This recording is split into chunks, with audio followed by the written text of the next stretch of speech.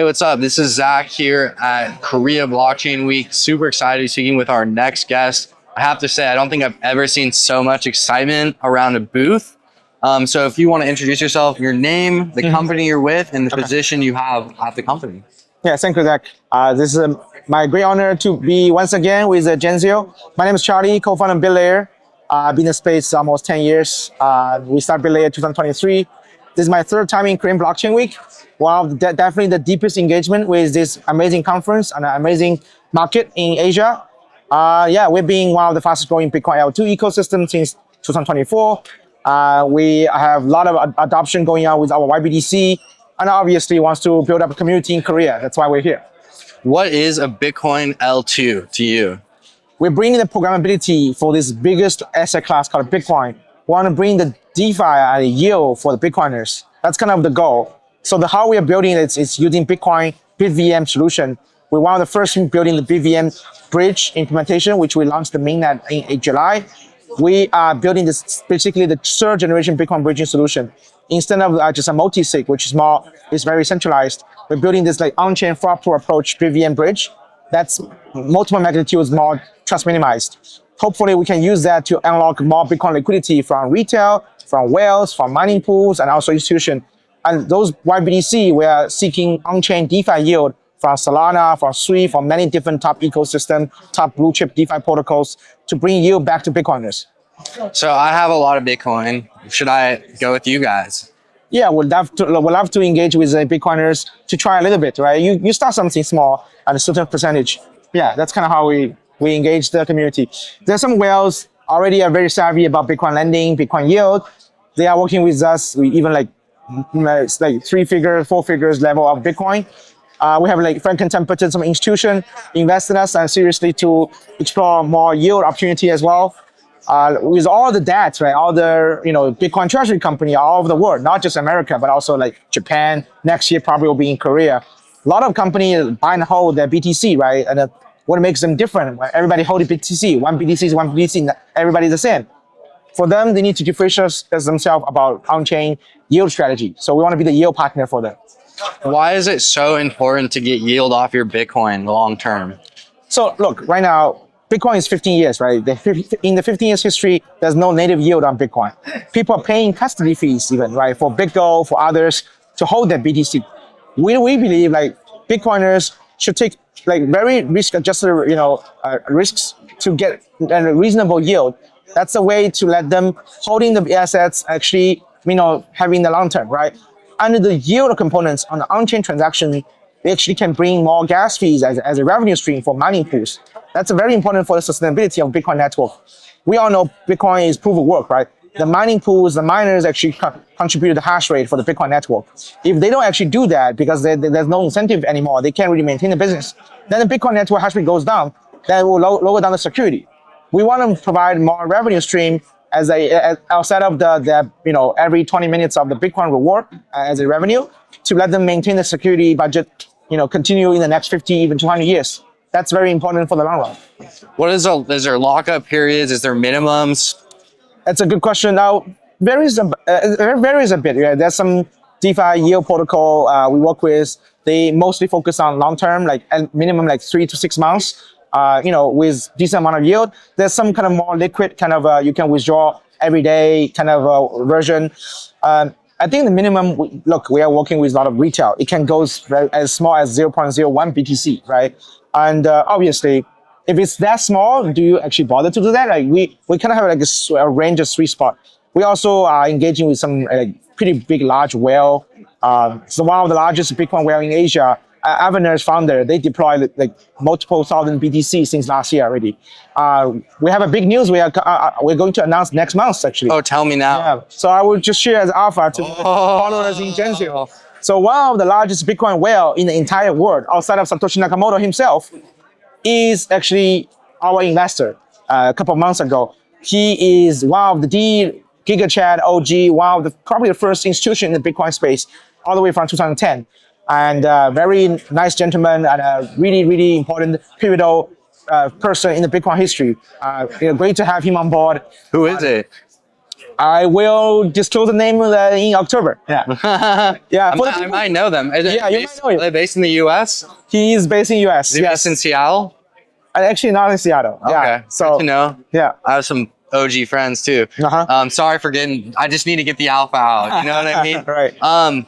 So talk about kind of the future. Do you guys, I know you're focused on Bitcoin. Do you plan to expand to other assets, or are you going to be, Bitcoin?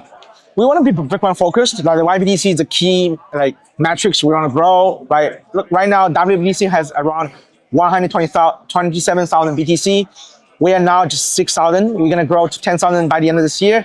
I think we're gonna at least double next year. So this is kind of how we're gonna keep the momentum going, right? And this is important. I think Bitcoin is the asset to win. It's gonna keep on winning in the next couple of years, even cycles. But the yield stuff, right? Where we get a yield from, how we can collaborate, it's multi-chain strategy.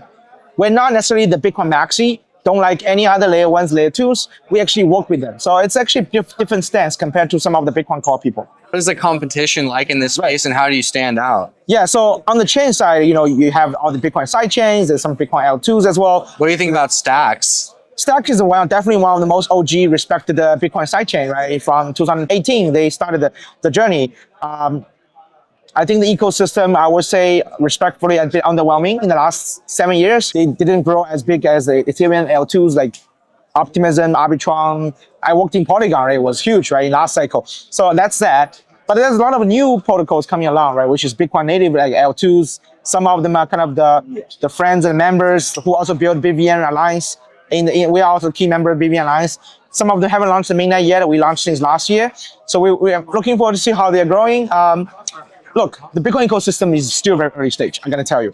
Bitcoin is 15 years, but Bitcoin as an ecosystem is more or less just 2 years old, right? Kind of right after Ordinals came out, that blew up 2 years ago, right? So we are still early. Compared to Ethereum, it's already 7-8 years down the journey. DeFi summer, NFT summer, gaming, metaverse, AI agent, this goes on. All these narrative come and go. There's a lot of things already there in Ethereum. And with Bitcoin, it's with all the progressive things building on Bitcoin, it's still early, right? We have a long way to go, a long way to learn.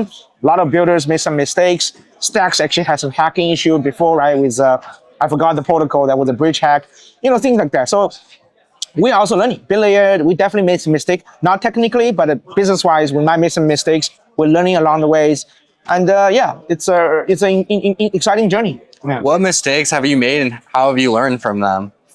Honestly, it's controversial, but it's important to know, maybe not overpaying some of the centralized exchanges.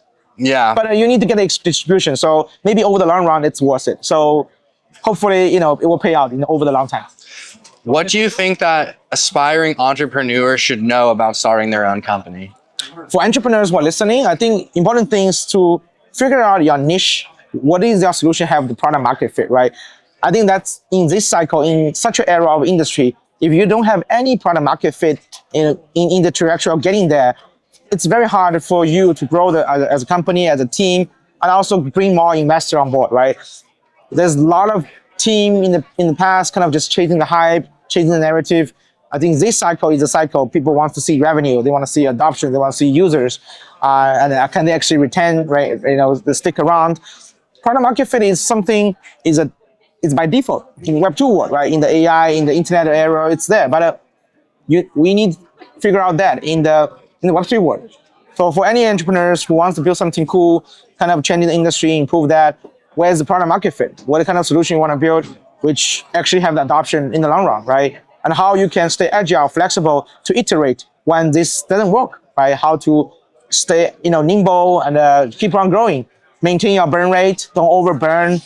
At the end of the day, if you burn yourself, you don't have cash anymore, you can't survive, right? So these are very important stuff. Are we still early? I think for Bitcoin ecosystem, we're early. As an industry, we are kind of getting to the next curve. I wouldn't think we are like early anymore. I kind of missed the 2011, 2012, 2013. I bought my first Bitcoin in 2013. I got to know Bitcoin in 2011. I would consider I was not the earliest, but fairly early on the journey.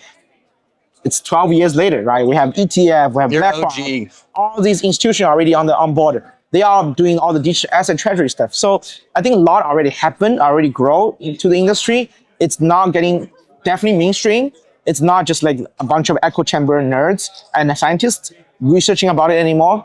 So its industries grow to a very interesting level already.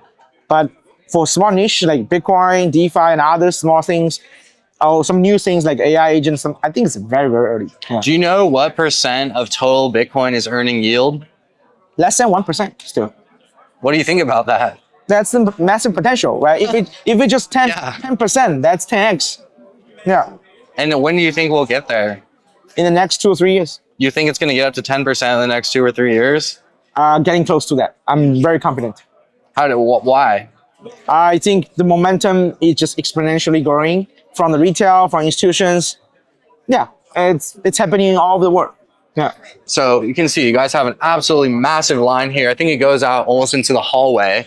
This is crazy. It's been the whole day already. It's been absolutely epic, guys. I mean, this is crazy. You do not see this kind of excitement. Yeah. So you're doing something very, very right. What is going on here? Why is there so much excitement? For any Western global entrepreneur who want to grow to Korea, specific Korea, I mean, other Asian countries maybe as well, you need to figure out your product market fit, right? Kind of give something as a giveaway, could be something interesting tactics for the retail user here. And to be very frank, retail altcoin traders, DeFi users in Korea is very, very strong, right? It's probably one of the strongest Asian crypto market in Asia for sure. Like I would say top 5 in the world. So give some interesting rewards, let them engage, let them fulfill some of the requests, let them understand what we build, and let them remember you, maybe in a very, very simple term, and give some rewards. It's a very interesting feedback loop. We've been doing that since the beginning of this morning. It's been absolutely phenomenal. This is my first conference in KBW. We tried this. Look at this. We still have a lot of things to give away. Hopefully we're going to reserve enough for tomorrow. But yeah, it's been interesting. Where do you think the momentum is right now globally? Yeah. For crypto and Bitcoin? Because I mean, it was Asia, now the US has made some positive changes. It's very rapidly changing. Look, we are in a very interesting, beautiful timing, right? We have the pro-crypto US president. We have all these countries following up. Japan, Korea is definitely one of the leading market in Asia. Like the government just had a new prime minister, right? All this policy happening with all the exchanges. BitVM is still one of the largest, crypto exchanges in the world, like definitely top 5.